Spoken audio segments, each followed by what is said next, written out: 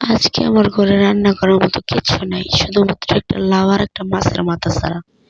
তো ভাবলাম এই লাউ আর মাছের মাথা দিয়ে কি করা যায়। আর এক তরকারি আমার ঘরে রান্না হলে তো আমার হয়ই না। তো এটার জন্য বুদ্ধি করে এই লাউ দিয়ে আমি ২ টা আইটেম বানিয়ে ফেলবো। খুবই মজার ২ টা আইটেম বানাবো। এটার জন্য ভিডিওগুলো আপনাদের দেখতে হবে। এই যে দেখেন লাউগুলা কেটে নিয়েছি। আর এই যে দেখেন লাউয়ের খোসা সুন্দরভাবে আমি কুচি করে নিয়েছি আলু দিয়ে। তো এটা আমি এখন ভাজি করব। আসলে লাউয়ের খোসা ভাজি কিন্তু অনেক মজা। আর লাউ আমাদের নবীজি অনেক বেশি পছন্দ করতো। লাউ সবজিটা কিন্তু আমার কাছে ভীষণ মজা। পেঁয়াজ কুচি করে নিয়েছি। কড়াইয়ে পরিমাণ মতো তেল দিয়ে পেঁয়াজ কুচি দিয়ে দিব। দিয়ে সুন্দরভাবে টেলে নেব আমি এগুলাকে। আসলে বুদ্ধি থাকলে অনেক কিছু করা যায়। সর্বপ্রথম আমি ভাবছিলাম যে কি রান্না করব। বুদ্ধি খাটিয়ে ২টা আইটেম বানিয়ে ফেললাম। তো এই যে পেঁয়াজগুলাকে সুন্দরভাবে নেড়ে চেড়ে ভেজে পরিমাণ মতো একটু হলুদ দিয়ে দিব।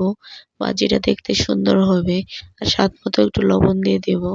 এখন ভালোভাবে নেড়ে চেড়ে এগুলা মিক্স করে নেব। নেওয়ার পরে এই যে ধুয়ে রাখা লাউয়ের খোসাগুলো আমি এখন দিয়ে দিচ্ছি। দিয়ে সুন্দরভাবে নেড়ে চেড়ে এটাকে আমি ভেজে নিব। আসলে ভাজা পোড়া অনেকেরই পছন্দ। তো আপনারাও এরকম করবেন। বাজার থেকে এত দামি লাউ কিনে এনে খোসাগুলো আমরা কেন ফেলে দেব। তো সুন্দর মজার একটা রেসিপি তৈরি করে ফেললাম আমি।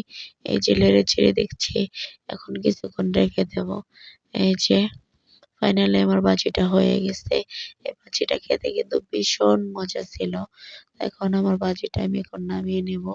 এখন কড়াইয়ে আবারও পরিমাণ মতো তেল দিয়ে নেব লাউয়ের তরকারিটা বসানোর জন্য। এখন এই যে পাটায় পিষে রাখা কিছু পাঁচফোড়ন মসলা গরম তেলে দিয়ে দিলাম। দিয়ে ভালোভাবে নেড়ে ছেড়ে এখানে দিয়ে দেব মরিচের গুঁড়া, হলুদের গুঁড়া, লবণ, জিরে গুঁড়া সবকিছু এখন দিয়ে ভালোভাবে আবার কিছুক্ষণের জন্য নেড়ে ছেড়ে মশলাটাকে কষিয়ে নেব। আমি আসলে খুবই সাধারণভাবে রান্না করার চেষ্টা করি। আর আপনারা আমার কণ্ঠ শুনে হয়তো ভাবতে পারেন এমন কেন?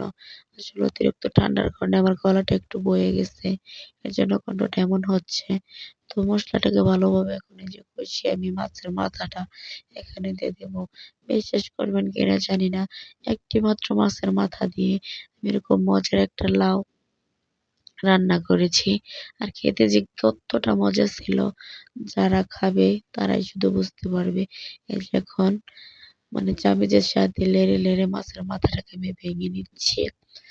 আসলে এটা এরকমভাবে রান্না করলেই মজা হয়।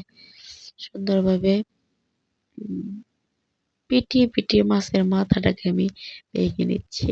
দেখেন তরকারির কালারটা মাশাআল্লাহ কতটা সুন্দর দেখা যাচ্ছে। তো এই যে এখন আমি এখানে লাউ দিয়ে সুন্দরভাবে রেখে দিয়েছি।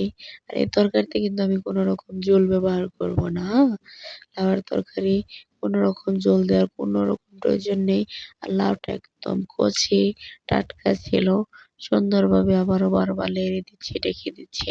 ফাইনালি আমার লাউয়ের রান্নাটা হয়ে গেছে। মাশাআল্লাহ তরকারিটা অনেকটা মজার ছিল। খেতেও কিন্তু খুব মজা হইছে। আপনারা সবাই ভিডিওটি ভালো লাগলে লাইক, কমেন্টস করবেন। ভালো থাকবেন, সুস্থ থাকবেন।